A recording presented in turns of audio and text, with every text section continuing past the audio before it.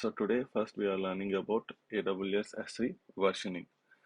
So we have created a buckets. We have seen what is a bucket. So we have created some buckets and we uploaded some objects in the S3 bucket. So what we can do is in Amazon S3 we can enable versioning for each object or files, okay, in the bucket. So in the right side image you can see you can this is an S3 bucket. So in that we are keeping a file, and whenever you upload a file, so the same key, the key name of this particular S3 object will be remaining same. Only thing is the files are getting version. So whenever you upload a file, it will be of version 1. So when you upload the same myfile.doc, again you upload the same new file with the changes. So that will be saved as version 2, but still the version 1 will be available in S3 bucket.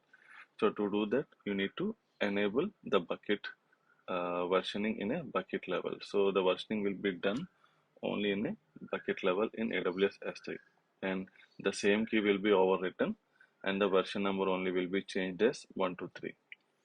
And it is the best practice to version your bucket because it will protect against unintended deletes.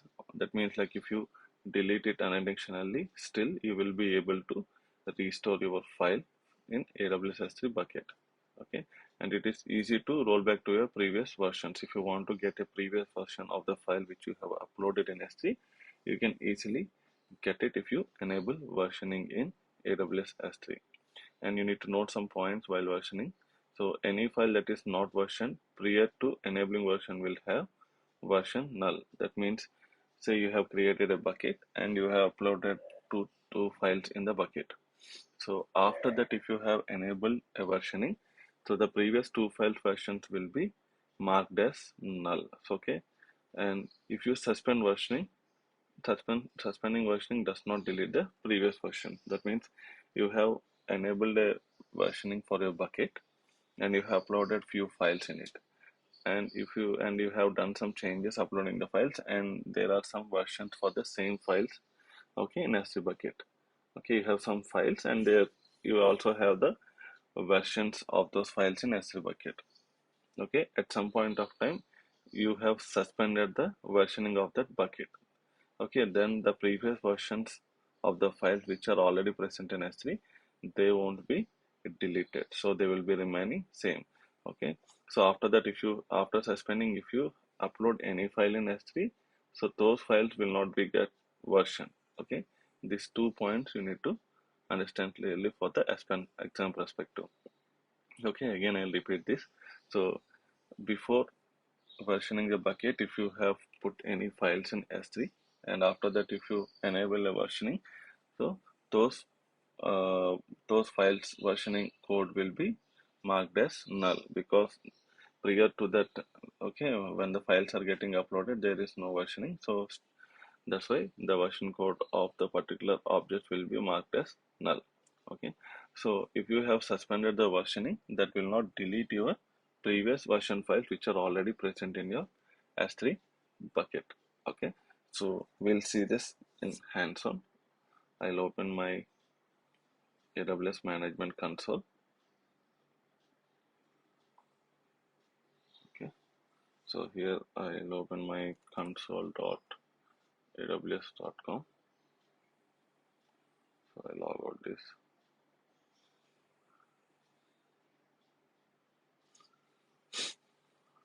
I log in as my administrative user.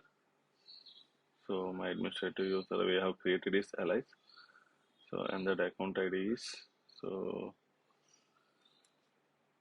this is our account, right? Raju Weisling Demo S3. Okay, this is my bucket name.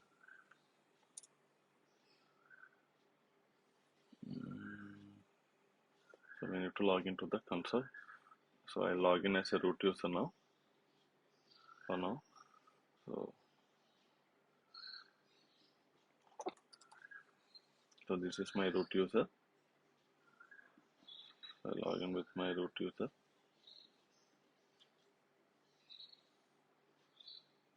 Okay, so this is my root user, which is in Mumbai region. So we have already seen S3 is a a global service. So although it is saving the files in a particular region, so the service is accessible in the global level. So that means if you have created any bucket in a region, so you cannot create this bucket with the same name in any other region, okay, in AWS S3. So I am opening this particular bucket here. So to enable versioning, so I'll create a new bucket for now, or else I'll remove this.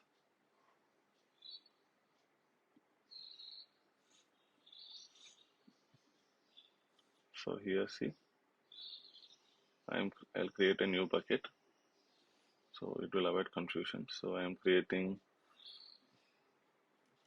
Raju S3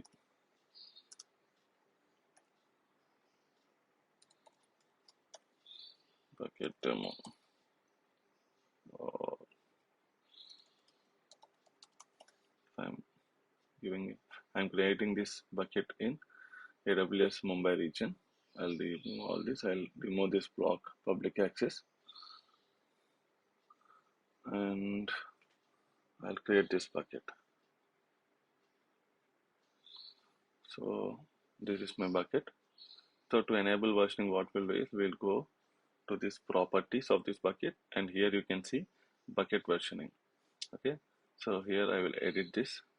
So meanwhile, before that, what I'll do is I'll upload few files in this so that we can understand how it will work. So I'll upload some files in it. So I am uploading this car and this cat.jpg file first. So I'm uploading it. Okay, now my file got uploaded. So this is my bucket, and here I have uploaded a file. Okay, so now we'll enable versioning here. So we'll go to properties. So here in the bucket versioning, we will edit it, and we'll just enable, and we'll give save changes. Okay, so now the bucket versioning is enabled for my Raju S3 demo bucket. Now I'll go to this bucket again, and we'll upload one more file here.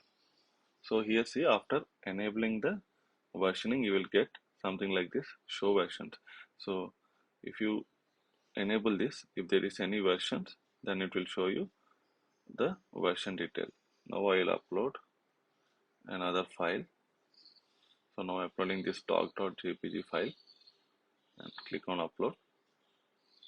Okay, now my file got uploaded. So I have two files now in my S3 bucket. So this cat.jpg is something which I uploaded in the bucket before enabling the versioning, and doc.jpg file is something which I uploaded after enabling the version. So if you click on this show versions now, so here see, so this first file, there is no version ID, right? See, so it is defined as null. So this doc.jpg is something which I have uploaded after enabling the versions, and it have a version ID. Okay, so this is, now this doc.jpg is as a version because it is uploaded after enabling the versioning of the bucket. Now what I'll do is, for example, I will again upload this doc.jpg file again. So now I upload, click on upload, I'll add files, I'll add this doc.jpg file again, and I click on upload. So okay, close, I got uploaded. So still you can see there is only one file. If I enable versioning also, if I enable this show versions, now see, so this is my first version which I uploaded previously a minute back. So this is the other, okay, file which I uploaded now. So still the previous file is still in my AWS S3 bucket, and I can still access it. Okay, so this is how the versions work. And also if you delete this particular file, so this is the latest file, right, which I uploaded. If I delete this file, so it is asking, see, it will be permanently deleted. Okay, I can also delete any versions. Okay, so if I want to delete this file, I can also delete it. For example, I will delete this particular file.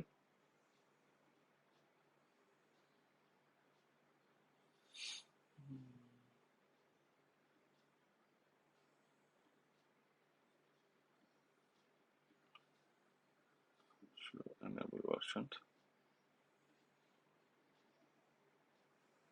See now, so if I want to delete this doc.jpg, okay, so if I click on delete, see here, so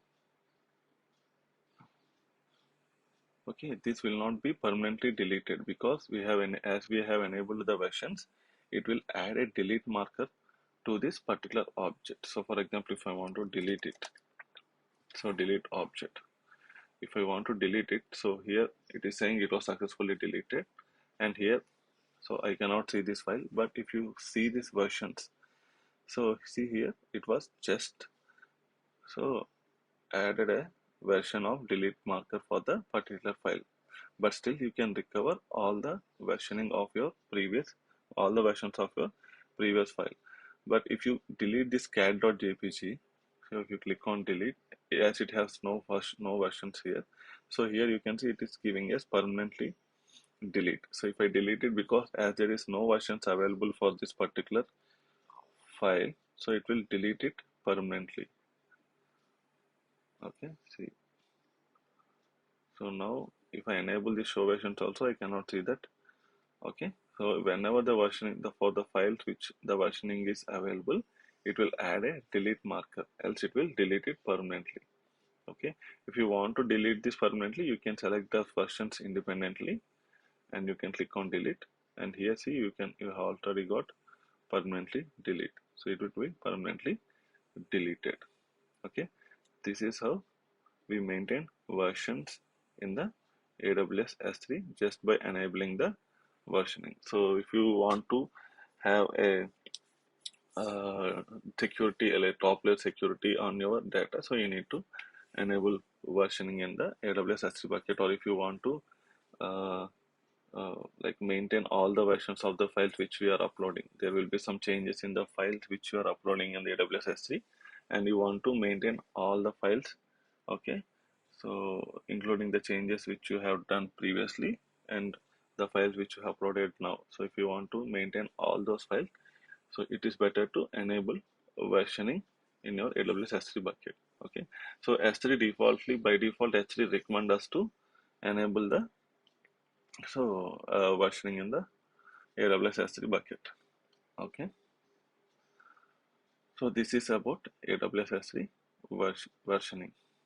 Okay, so now we'll go to this. So we have seen how it works, right? So whatever you have done, so if I still want to access this particular file, okay, so if I want to, the still the doc.jpg, the URL will be same even if you have different versions of this particular, okay, object. Okay, so the key remains same as Raju S3 demo bucket slash docs.jpg file. The address will be remaining same. Only thing, you will get the latest version of the object using that key. Okay, so and the next concept we are going to see is AWS S3 replication. So this is one of the important thing for the certification exam, and also this is one of the important option or the properties in AWS S3.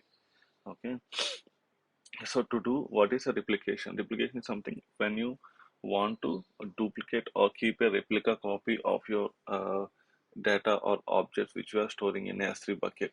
You can use this replication.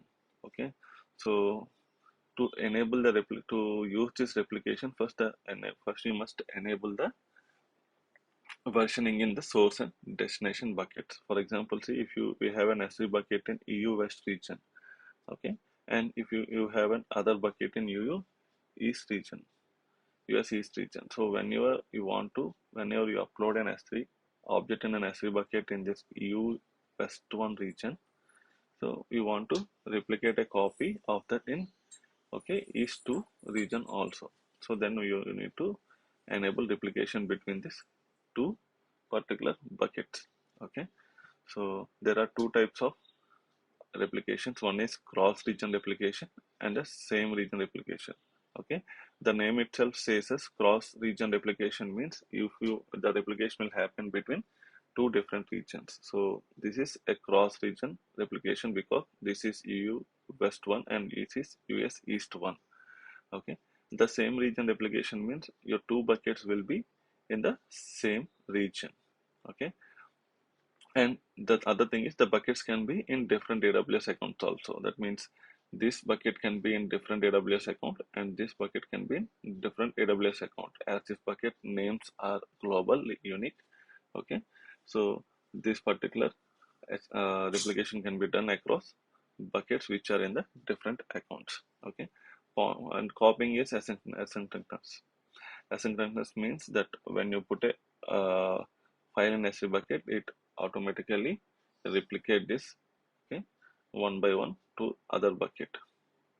Okay, so to give this, you need to give a proper S3 permission for the particular IAM user which is doing this replication. Okay, and what are the use cases why we are being using this replication means? So cross-region replications, they are mostly done on because of this compliance, okay, and lower latency access and replication across accounts. So compliance means like compliance is like set of rules which are defined by this company's policies or the software policies. So according to this companies or the software compliance, what they want to do is they need to keep a copy of the files which are being uploaded in S3 in an other bucket also. So to do that, they are using this cross-region replication, lower latency access. So say like I have a project, I have an application which is widely using in Europe and okay and United States. So I want to access all the files which is being uploaded in US, in Europe, in US also. Similarly, okay, I want to uh, okay, so I want to access all the files which are being uploaded in Europe region in US also. So to do that, so if I was like pulling the images from my S3 bucket in Europe and I am in USA, so there will be some latency issues. So what I'll do is in my application which I'm running in USA region, so I'll be connecting to this bucket, so which is near to which is in USA and I have no latency while getting images from this particular bucket. Okay, so whenever there is a upload in Europe, okay, S3 bucket, it will be automatically synchronized to my USA S3 bucket, and when I want to use this, I can use this from USA, I can use this from my US bucket, so that will reduce the latency and I will get the files very quickly. Okay, so another is the same region replication. So same region replication, they will be mostly using for log aggregations and live replication between production and testing accounts.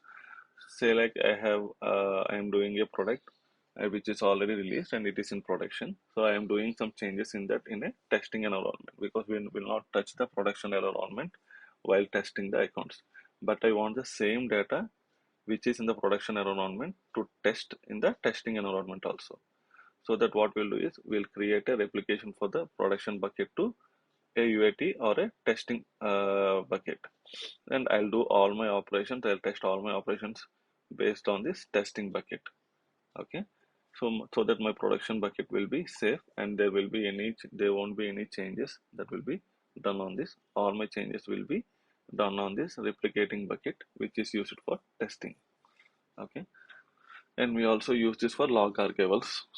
Okay, so that means like if you are want to save any database logs or application logs, you can use it, okay, for the replication in the same region. Okay, so there are some points which you need to note while doing the replication in AWS S3. So after you enable replication, only new objects are replicated. Say like you already created a bucket and there is a some data in that bucket, some objects in that bucket. So whenever you enable a replication for that bucket, existing bucket, so all the objects which are already present in the S3 bucket will not be replicated to the new bucket. So whenever you enable the replication, since that point, from that point only, so when you put any files in that bucket, those files only will be replicated to the new bucket. Okay, so this is one point.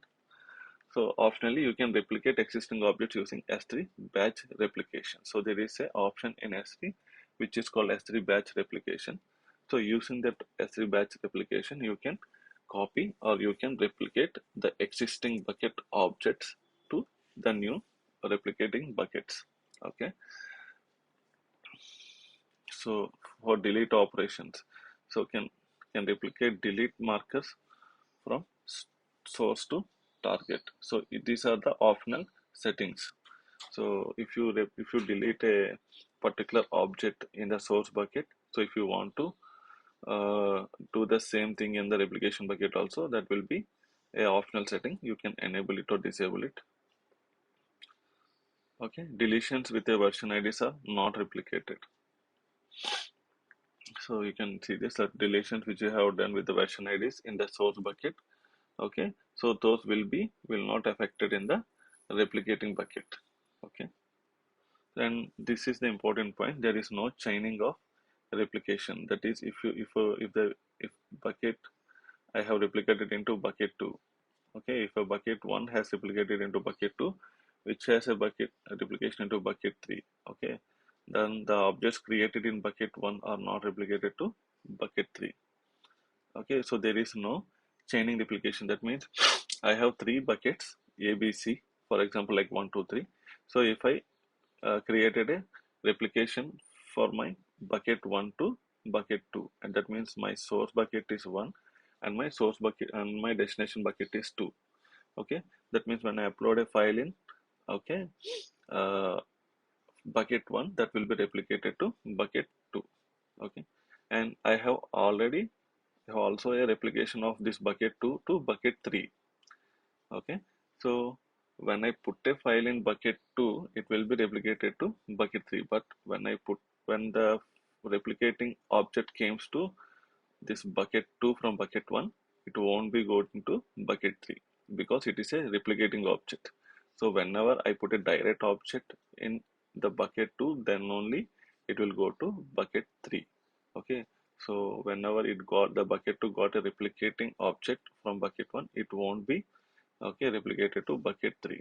Okay, there is no chaining of replication. So this is one of the important point for the okay certification exam. So you need to understand it clearly and keep it and remember it. So we'll see how this replication works.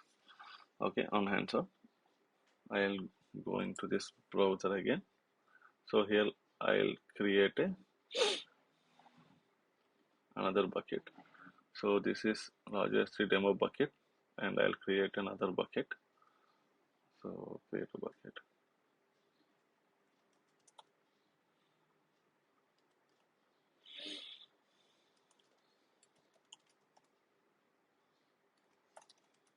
So this is a target bucket. I'll keep this as a target bucket or replica bucket.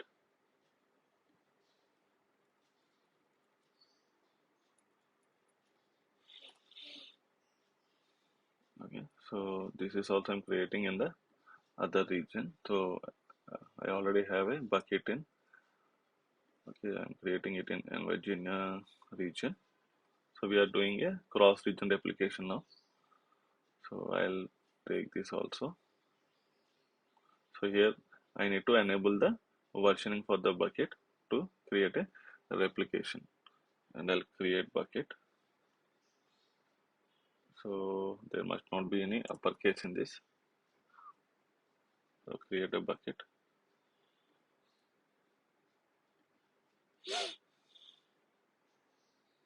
So now I have this main bucket and I have another bucket, replica bucket. So what I want to do is I want to enable okay replica for this particular bucket, and this replication file should be added in this another region bucket. Okay, so I'll do this. I'll go here. I'll go to properties. Uh, Not properties, in the management. So here we have the replication rules. So here I need to create a replication rule. So I'll go here. I'll add my demo replication. So the status will be enabled. So here we will see, so do you want to limit to any particular file? So if you want to give any prefix, so I have like different types of files in my S3 bucket which starts with all log files. I'll start with log underscore. So and other all error files I will start with error underscore files. So if I want to move only log files, then I can choose this option, and here in the prefix I can give log underscore files. So only this log, the files which start with this log underscore only will be replicated from this bucket. So for now I'll keep this. So all objects in the bucket need to be replicated here. So we have two options. So one is choose the bucket in this account or choose the bucket in another account. So if you want to give any another bucket, you need to give that account ID, and then AWS will fetch all the bucket names in that particular account and will show it here. So this is if you want to replicate to S3 bucket in the other account. So here what we're doing, we have the bucket in the same region. So here if you can click on this browse, it will show all our buckets in the same account. So I will select this my replicate account where I want to replicate these files, and I click on choose path. So this is in the US West and Virginia region, US East 1 region, and ours is in AP South 1 region. Okay.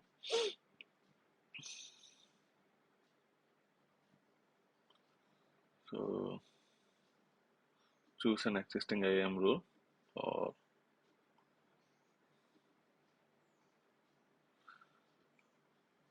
so you will keep this.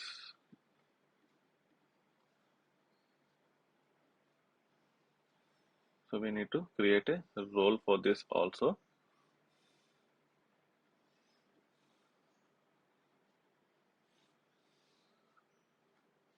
So we'll keep this like that, and we'll see this about this encryption and all later. So if you want to replicate the delete markers also, you can do this here. So for now I am keeping this like this.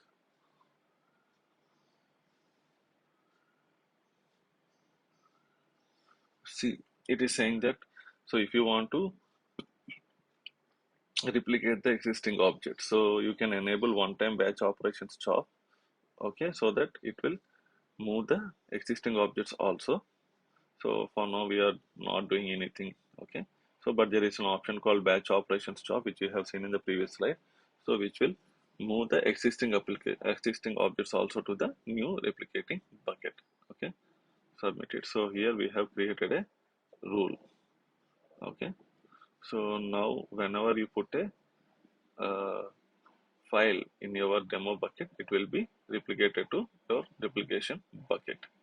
Okay, we'll see if this works or not. It will take some time, so it won't go as it on when we upload a file. So this is my main bucket. So I upload a file. So I'll add a file here. So cat.jpg file and upload it. So this will upload successfully.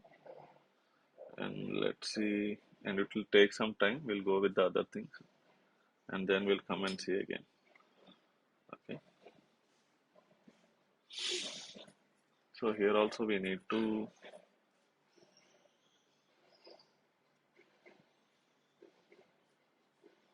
okay, we'll come and see this again. So just understand, like, it will take some time, and just understand how the replication works. So this is the main thing you need to understand. So whenever you put a file in your S3 bucket, it will be easily replicated in this okay another region or same region buckets, and these 2 points.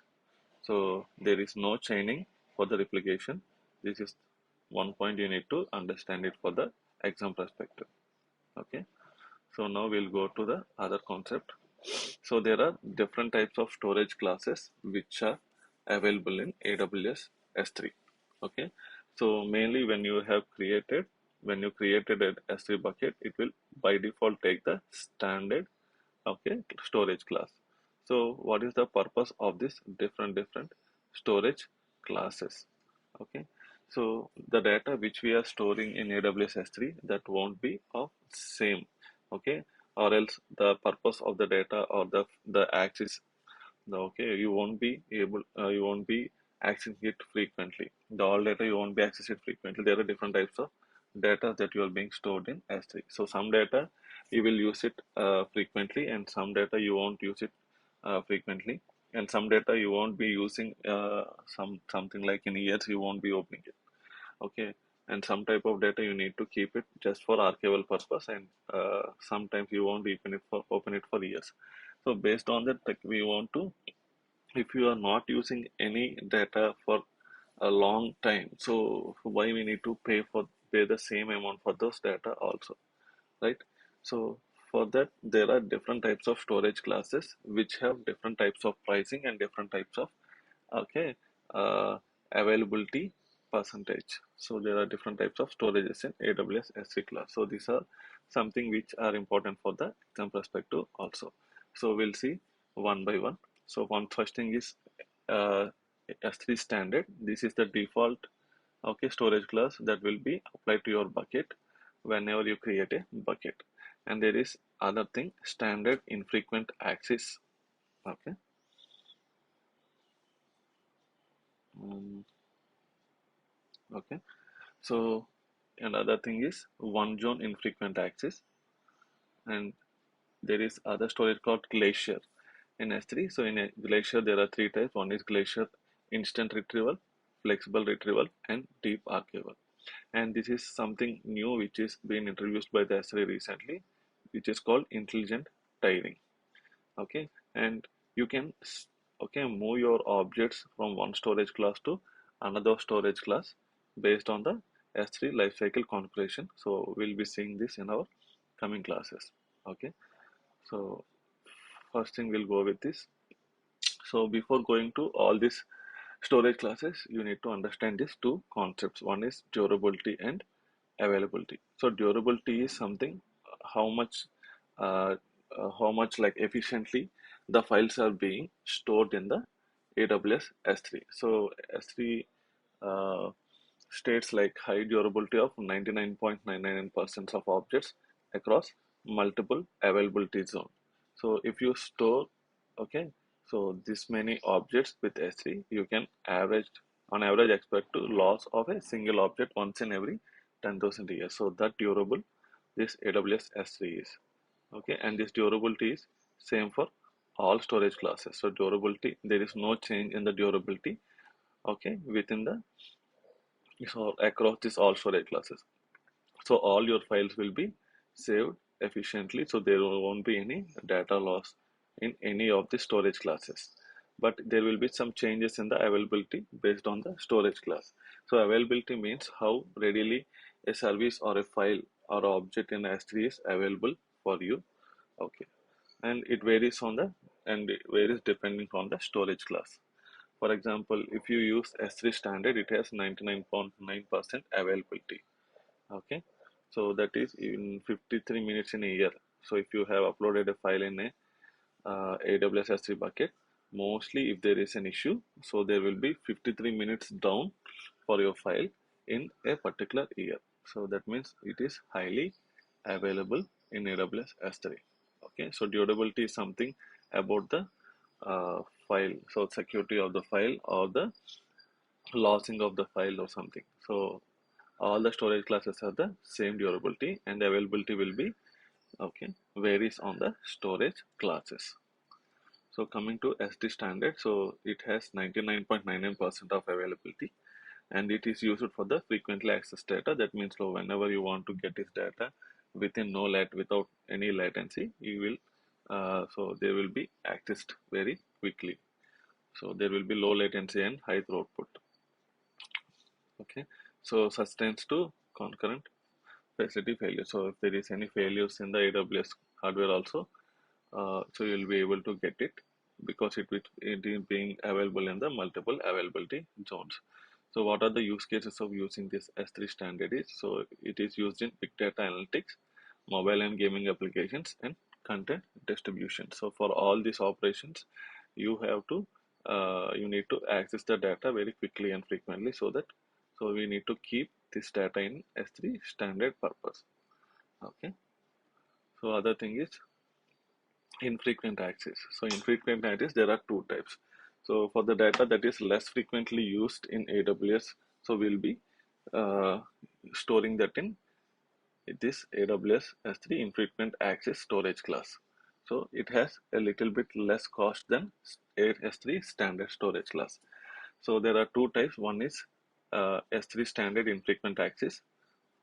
Another thing is infrequent access in one zone. So these two, what is the difference between these two is this S3 infrequent access. So this will be stored in multiple availability zones. That means we have seen in an region there will be multiple availability zones. So whenever you store a file in this S3 infrequent access, that will be stored in multiple availability zones. That means when you have lost any data in one availability zone, so still you will be having the data in another availability zone. So this use cases of this is for the disaster recovery and backups.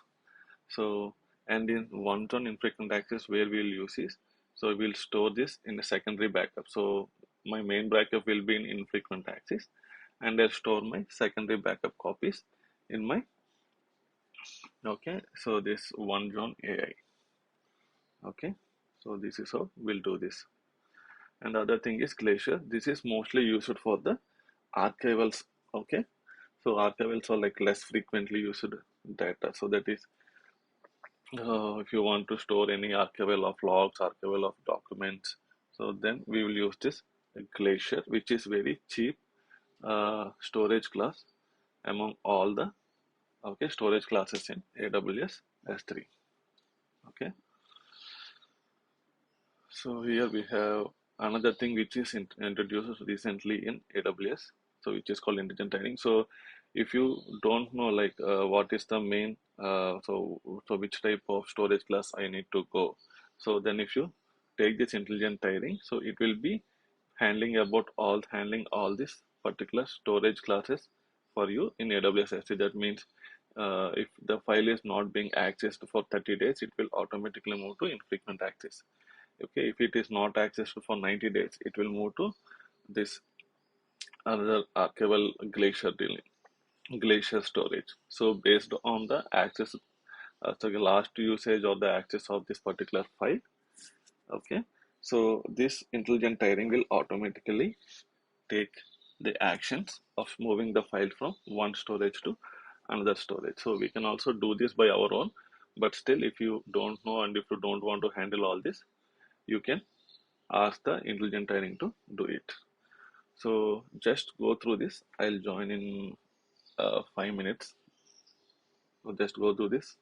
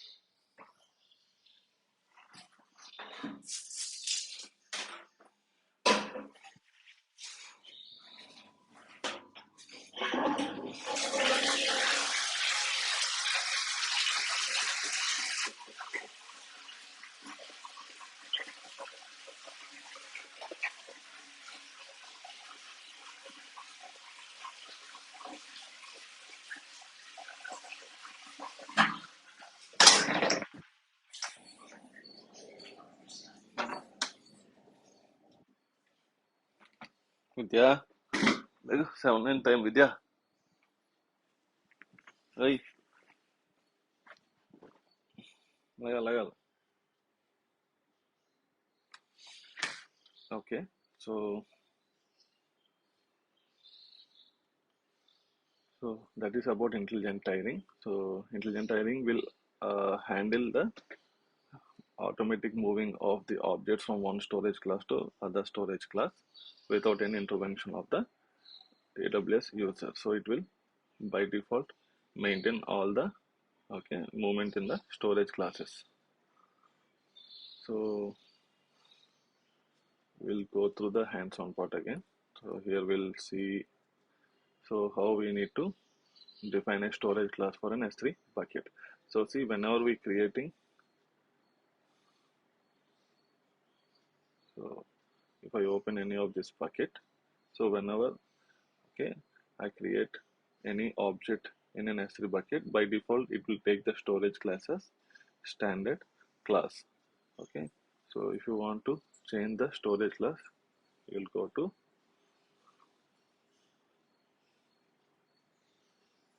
for example, we'll go to this management, and here you have a thing called access lifecycle rules. Okay, so before this, when you are creating this bucket also, you can, so whenever you create a bucket, so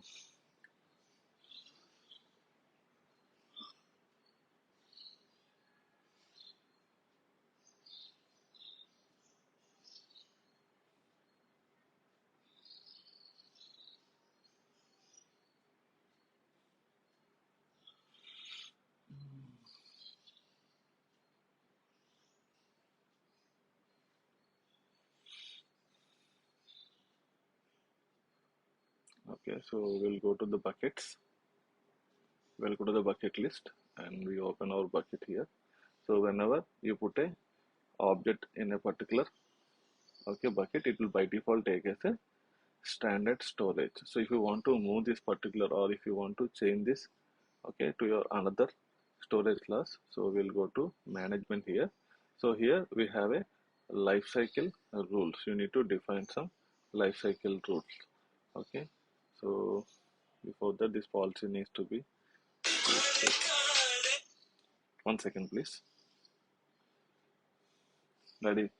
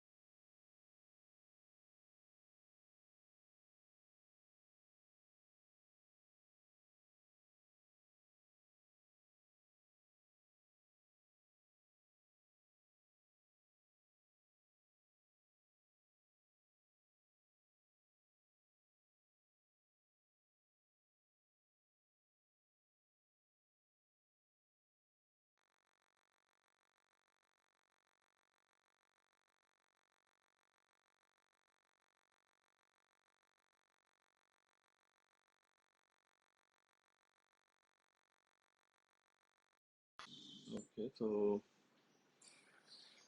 where we have stopped here, right? So we'll see how this replication or the life cycle rules. So how we create the life cycle for each bucket. So we'll coming to this particular bucket. So if you want to enable the life cycle policy, so if you want to move a file from one storage class to another storage class, okay, in AWS S3 bucket. So how we'll do that? So we'll go to this management here. So we'll click on this life cycle rules.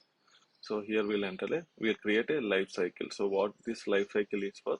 So if you want to move a object in your S3 bucket from one storage class to another storage class, okay, after this many days, so you can create a life cycle. So you'll understand it clearly when we create this. So here I'm creating a my life cycle rule. Okay, so here, so if I want to apply this particular life cycle rule to all the objects, I can do this. Or if I want to keep this particular life cycle rule only for the few files which start with a particular prefix or something, so I can do it for those files only. So for now, what we are doing is we are keeping it for all the objects in the bucket. And here we have different types of life cycle rules or actions. Okay, so this is one of the rule. What this do is move the current version of the objects between storage classes. So the current version, if I want to move it from one storage class to another storage class, I will enable this. So here I will get the options for this. So by default, all the objects in the S3 will be in standard storage class. Okay, so if I want to move these files from standard storage class after 30 days to standard infrequent access, so I will define a rule like this. That means after 30 days of the object creation, so I want to move it to standard infrequent access. And after that, so after 60 days of the object creations, okay, that means 30 days from here and 30 days from after 30 days in infrequent access, I want to move it to so single zone AI, so one zone AI. And if I after 180 days, okay, after 180 days, I want to move it to glacier, okay, or I want to move it to retrieval, okay. Then I can move after 180 days of the object creation, it will be moved to glacier, okay, flexible retrieval storage class, okay. So here, it will show us a timeline of all the different life cycles based on the cycles you have created here. Okay, so this is for the current versions. Similarly, we can also do this for the non-current versions also. That means the previous versions of the file. So if I want to move the non-current versions of the objects between the storage classes, I will enable this, and here I will define the non-current versions life cycle. So after 30 days or something, so how many days I want to, so days after object become non-current, so after how many days of the object after becoming non-current, so I want to move it to this particular storage class. So how many number of versions I can move, so I need to define these two parameters, and I will select the storage class. Okay, so all the non-current versions life cycle will be displayed here, and the current versions actions will be displayed here. So if you want to delete a particular object, okay, after a particular point of time, you can also maintain this. You can click this, and here if you can see, you can see the delete expired objects. You can, here you need to expire the current version of the object. So you need to define a particular number of days. Okay, so if for example after 180 days or something, my objects will get expired. Okay, so after expiring, you need to, if you want to delete this, you can delete these files permanently also. So using this lifecycle rules, you can create a particular lifecycle of each object which is being stored in your S3 bucket. So if you want to delete all your S3 bucket files after uploading, and after 1 year you want to delete it, you can create a lifecycle rule. So this is mostly, the deletion will be mostly used for the logs which you have stored in, like application logs or database logs which you store in AWS S3. So we won't need those files which are like 6 months plus older files. Okay, database logs.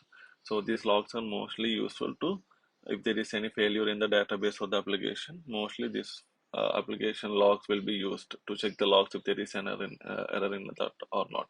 So because of that, they mostly keep all the logs for more than not more than 6 months. Okay, after 6 months, we are like there is no use of saving that logs. At that time, what we'll do is we'll try to delete that logs. Okay, we'll create a life cycle that for that particular log files, and we will delete that files after a particular time, so that we won't be uh, able to do it manually, and we won't need to pay for that also. Okay, so the pricing in S3, we'll also see that how the pricing in S3 will happen. So we no need to, if you create this lifecycle rules, it will remove it without any manual intervention based on this lifecycle rule, and we will be able to save our money. Okay, because we won't be charged for the files which you don't want in AWS S3. Okay, so here you need to understand we can create some lifecycle rules for the S3 bucket, and these rules can be applied to a bucket. Okay, so if you create any particular lifecycle version, so just create it and delete it, because this lifecycle rules may charge you some bucks. So just create it and delete it immediately. Okay. So this is about the, okay. So all this moving of objects from one storage class to another storage class. And here, if you see this slide, if you, this is a sample comparison between different classes of AWS, okay, S3 storage classes. So on the top you can see all the storage classes, and the durability is same for all the storage classes, and the availability will be a little varies based on the storage class. Okay, and in this availability zones also, you can see for this one zone AI there is only one availability zone. That means your data will be stored in one availability zone. So if any disaster happens, so that means if any earthquakes or something happens in this particular region and the data got lost in this availability zone, you won't be able to retrieve it. So that, okay, we will be always choosing, okay, availability, multi-availability zone if you want to save your data. Okay, still if there is any disaster in the availability zones. Okay, uh, so here we'll see how the pricing, there is a sample comparison between the price comparison of S3 storage classes. So if you, if they charge 0.023, okay, dollars for the standard class, if you come to the Glacier here, so it will be more cheap when compared to, okay, standard class. And the pricing of S3 will be per GB per month. So if you have 10 GB, so for each GB per month, you will be charging this much amount. Okay, so that means if you have 10 GB per month, you will be charging $0.23 for 10 GB. Okay, which is comparatively cheap when compared to other storage providers in the global market. Okay, and you will also be paid for the, you will all be paying for the request that you are made. So for if you are getting any image from the S3 bucket, for each get call you will be charged $0.004 in AWS standard.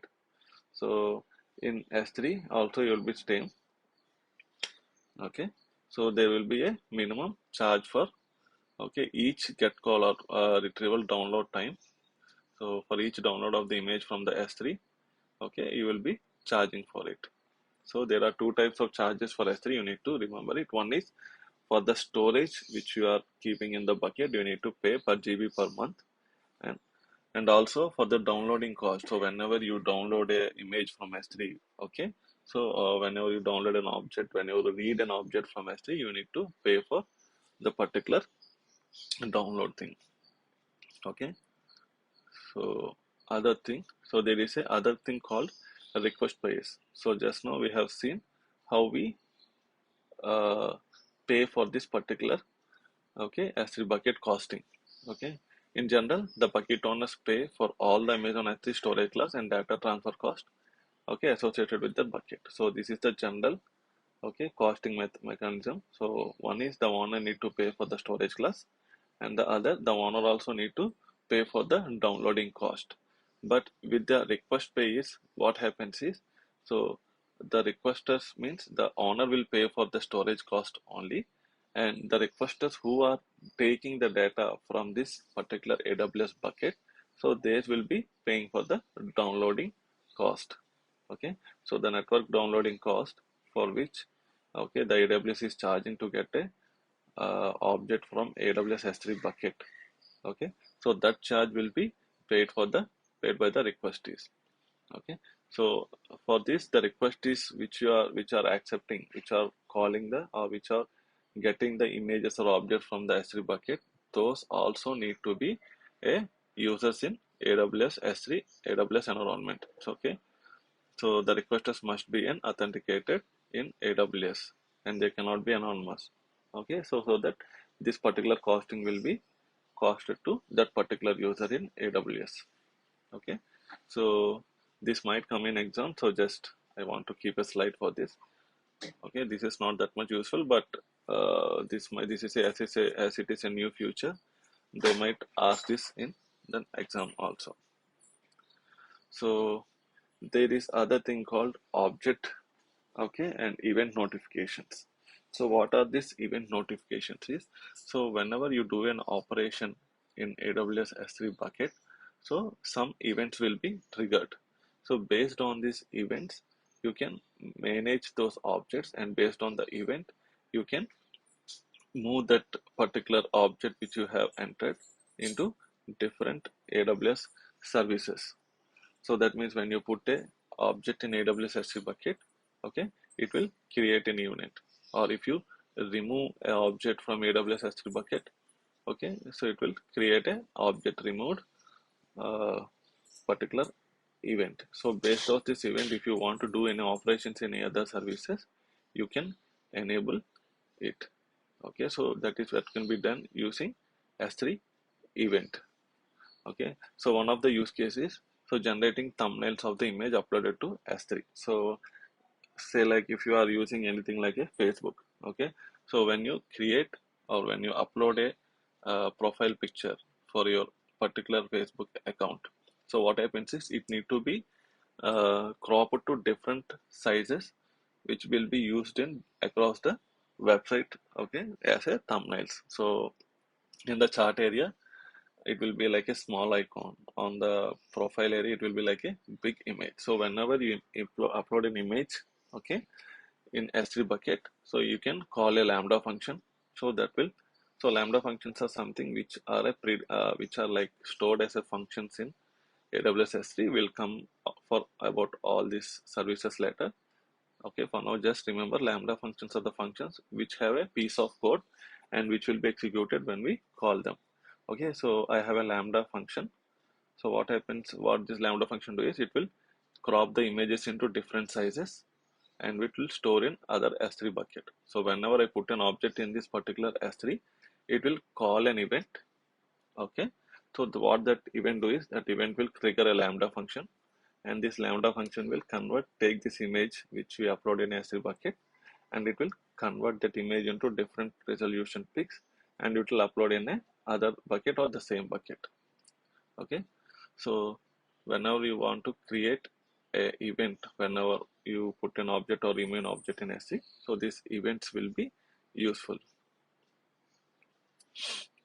So mostly these event notifications typically deliver in events in seconds, but can sometimes it will take a minute or longer. So for now, what we'll do is we'll do a hands-on on how we'll put a image in bucket, and we'll try to move it to SQS queue. So SQS is one of the service in AWS.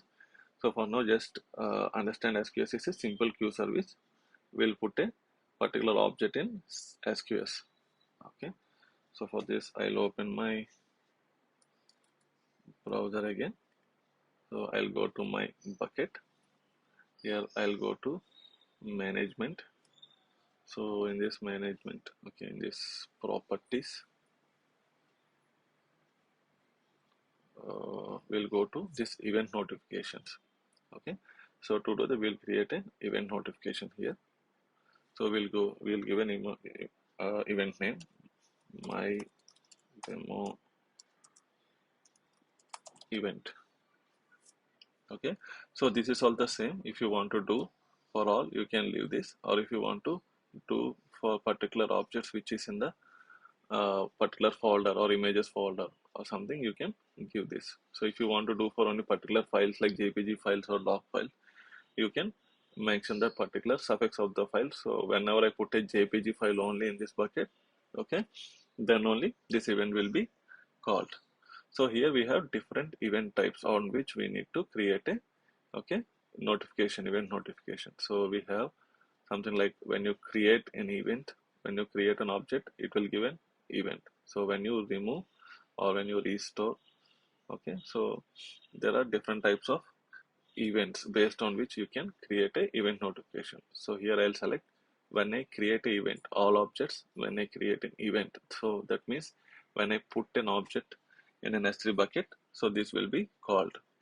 Okay, so I'll go to here, and here I want to call a SQS queue. There will be three destinations for this event. So whenever this event happens, either you can call a Lambda function, either you can call an SNS topic, or you can move it to SQS queue. Okay, so here we need to, so whenever you select this, it is asking if you want to choose a queue from the SQS queue. So now I need to select a SQS queue here. So that, so for that I'll go to SQS first. I'll do this in another tab.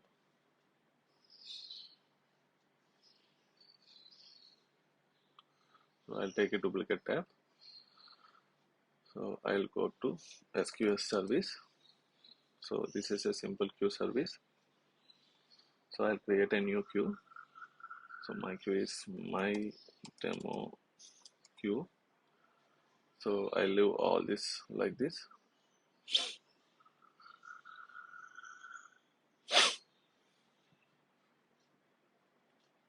And I will create a queue. Okay.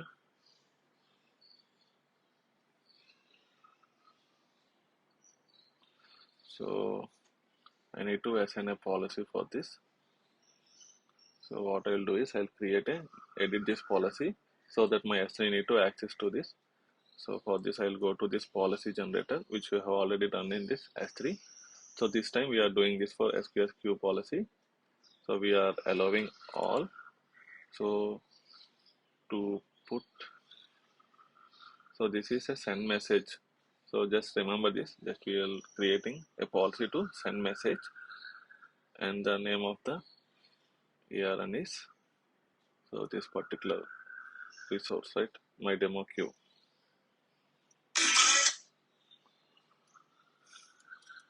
So I'll add a statement here.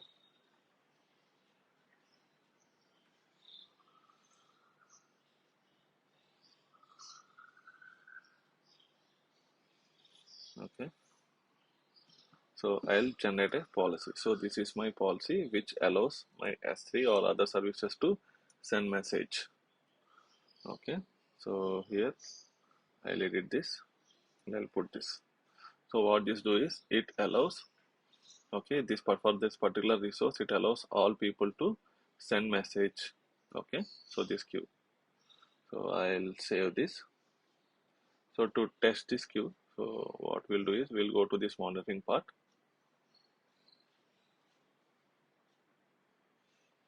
Subscriptions. So you'll click on sender issue. So if I poll for any messages,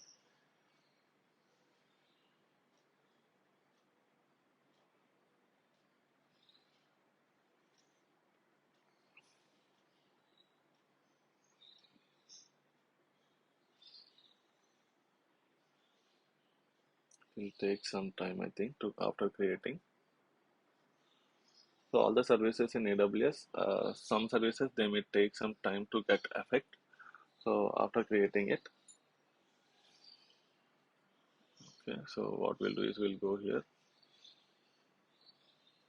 So we'll leave this like this, and we'll try to give this particular, okay, uh, service, SQL service to our. So here we have created a new demo queue.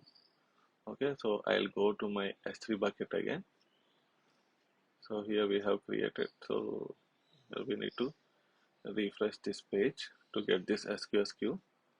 I'll give it my, so here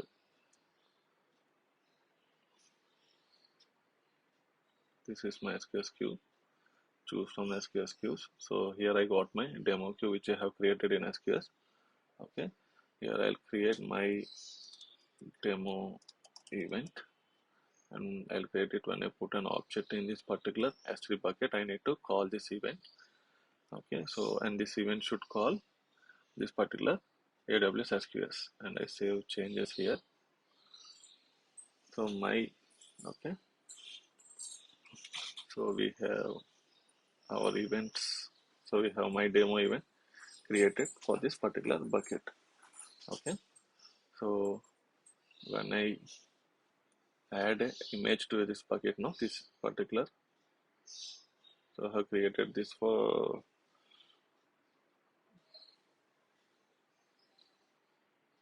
okay, so in this particular bucket I will add a object now. So I am uploading it. I will add a file which is car, and I upload it here. Okay, so if I go to my SQS queue, refresh it,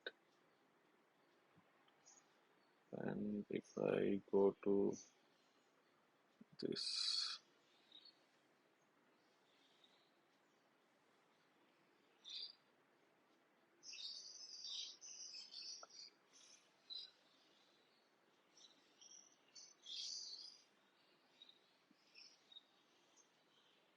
the subscriptions.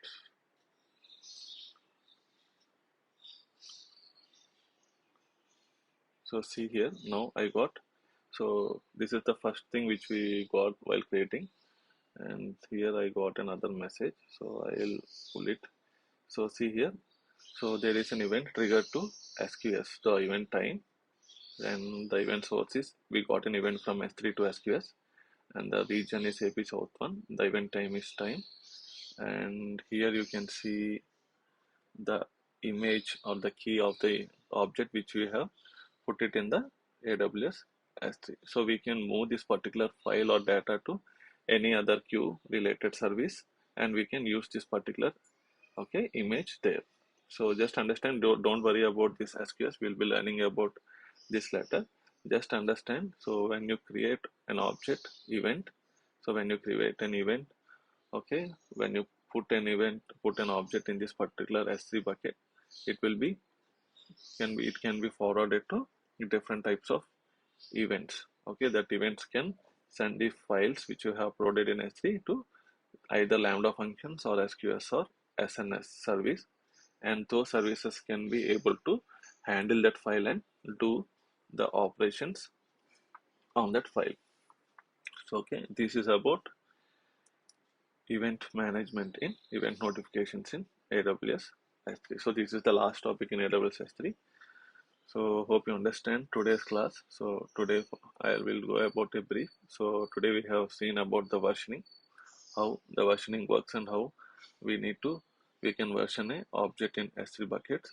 We also seen how this AWS replication works, the cross region and the same region replication, and we have seen some storage classes, and we have seen how to move these files or move the objects in S3 bucket to different storage classes, okay, in S3 buckets.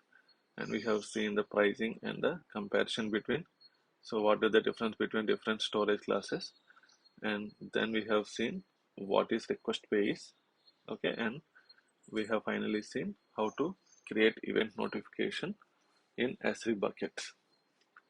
Okay, fine, this is all about S3. So if you have any doubts, you can, about today's class, you can ask me now.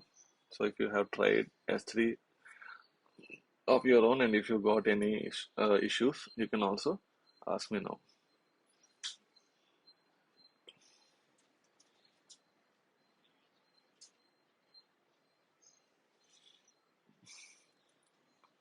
Okay, well,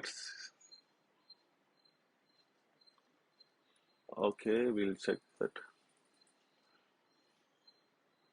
So that we have done in this replica. See, we got this image here in the replica bucket. So it will take some time, but it will get it. So here it is. It was replicated at 6:38, and the demo 6:30. So it is taking the same time, but it takes a little bit a while to upload the same file from the origin bucket to replica bucket. Okay, so but still the timestamp will be same. The upload time will be same, and the storage class also will be the same. Okay.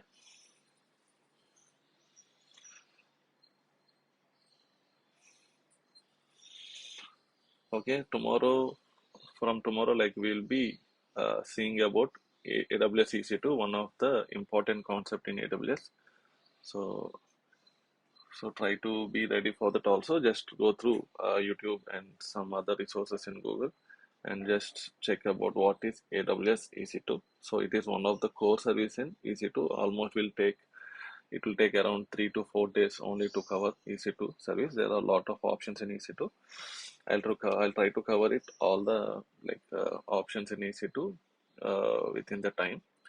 So if I am going any faster, like you can just inform me so that I will slow down the class and it will be I'll make it like most flexible for you.